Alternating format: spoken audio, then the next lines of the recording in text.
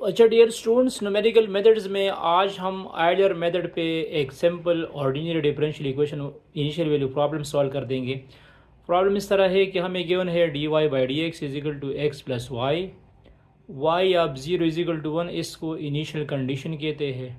ठीक है, और इसमें जो एच स्टेप साइज़ है वो 0.1 है। तो हमने क्या फाइंड करना है, वाई आप 0.3 की वैल्यूज़ फाइंड करनी है कि 0.3 की वैल्यू क्या होगी। तो यहाँ पे देखो, इससे प्रीवियस लेक्चर में मैंने आप लोगों को आइडर मेथड का फार्मूला लिखा। जो आइडर फार्मूला है वो हम इस तरह लिखते हैं,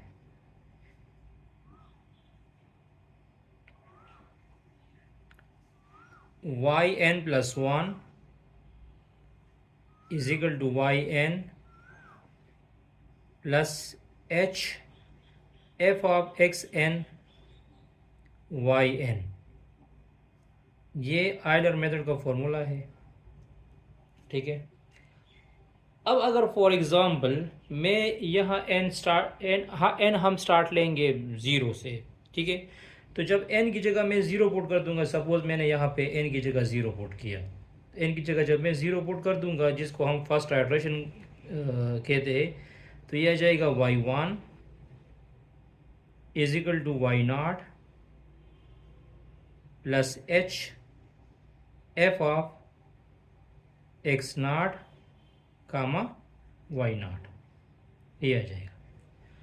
अब हमने इसमें इन चीज़ों को समझना है कि F of X not Y not का क्या मतलब है, वाई नॉट कहाँ से आएगा, एच क्या है। तो एच हमारे पास स्टेप साइज है, एच हमारे पास क्या है, स्टेप साइज है वो 0.1 है।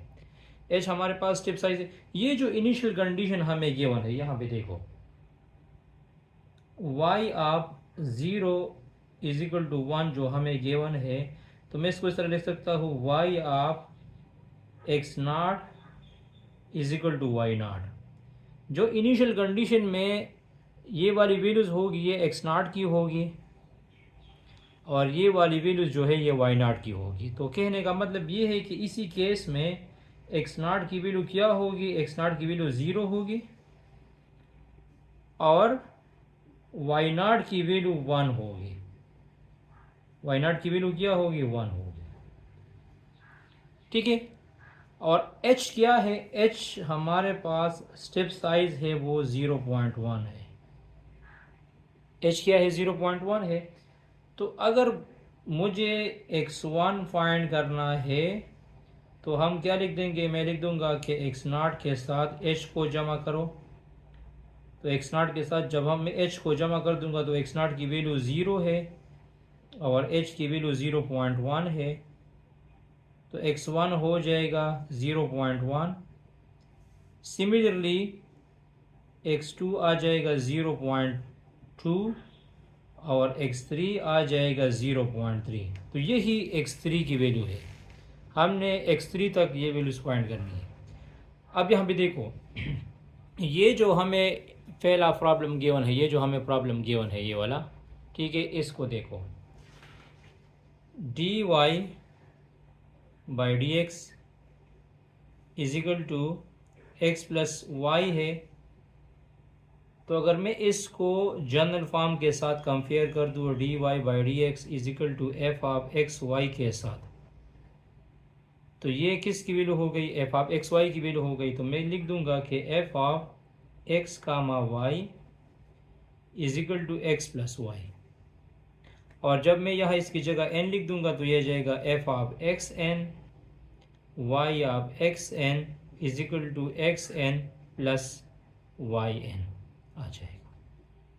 ठीक है, तो जो आयलर मेथड का फॉर्मूला है, आयलर मेथड का फॉर्मूला ये है ना, Y N plus one is equal to Y N plus H F of X N Y N. तो इस F of X N Y N की जगह मैं क्या लिखूंगा, इस F of X N Y N की जगह मैं ये वाली वैल्यूज लगा दूंगा।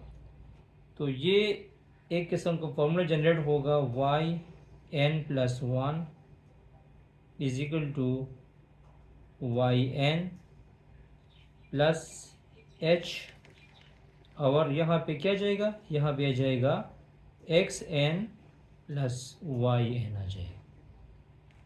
समझ आ गई? मैंने F of X N Y N की जगह ये वाली वैल्यूज़ लगा दी।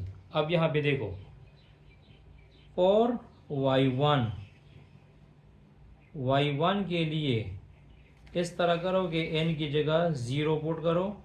जब n की जगह मैं 0 पुट कर दूंगा तो ये जाएगा y1 y0 plus h x0 plus y0।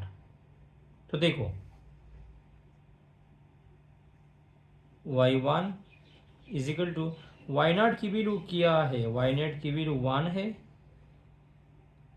h की वैल्यू क्या है 0.1 है, x0 की वैल्यू क्या है, x0 की वैल्यू 0 है, ये x0 की वैल्यू 0 हुई, और y0 की वैल्यू 1 हुई। तो 1 जब इसके साथ मल्टीप्लाइड हो जाएगा तो ये क्या जाएगा हमारे पास, y1 की वैल्यू क्या जाएगी, y1 की वैल्यू आ जाएगी 1.100। कहने का मतलब ये है कि y1 आ जाएगा 1.100। मैंने 3 डेसिमल प्लेस तक लिखा, आप लोग इसको 4 डेसिमल प्लेस तक भी लिख सकते हैं। अब यहाँ पे देखो, मुझे अगर y2 चाहिए, फॉर y2 के लिए मैं क्या कर दूंगा, आप n की जगह क्या पुट करो, n की जगह 1 पुट करो, तो यह जाएगा y2 is equal to y1 plus h x1 plus y1। अब यहाँ पे देखो, आपके पास x1 y1 की वैल्यूज है। x1 की वैल्यू क्या है, x1 की वैल्यू 0.1 है, और y1 की वैल्यू ये वाली है 1.100। तो वो वैल्यूज यहाँ पे पुट करो। y1 की वैल्यू क्या है, y1 की वैल्यू है 1.100। मैंने 3 डेसिमल प्लेस तक लिखा, h 0.1 हुआ, x1 की वैल्यू क्या है, x1 की वैल्यू 0.1 हुई, और y1 की वैल्यू 1.100। तो इसको जब आप लोग कैलकुलेट कर दोगे तो कैलकुलेटर यूज़ करो, आप लोगों के पास आ जाएगा 1.220। तो कहने का मतलब ये है कि y2 की वैल्यू क्या जाएगी 1.220। सिमिलरली मैं फॉर y3 के लिए थर्ड वैल्यू के लिए क्या कर दूंगा, n की जगह 2 पुट करो, तो ये आ जाएगा y3, ये आ जाएगा y2 plus h x2 plus y2। तो y2 की वैल्यू ये वाली है और x2 की वैल्यू ये 0.2 है, तो ये लगा दो। तो ये आ जाएगा y2 क्या बन जाएगा 1.220, h 0.1 आ जाएगा, x2 0.2 है, और ये आ जाएगा 1.220। तो इसको कैलकुलेट करो। तो जब इसको आप लोग कैलकुलेट कर दोगे तो y3 आ जाएगा 1.362, और y4 अगर फाइंड करना है y4 के लिए, ठीक है, तो y4 आ जाएगा y3 plus h x3 plus y3।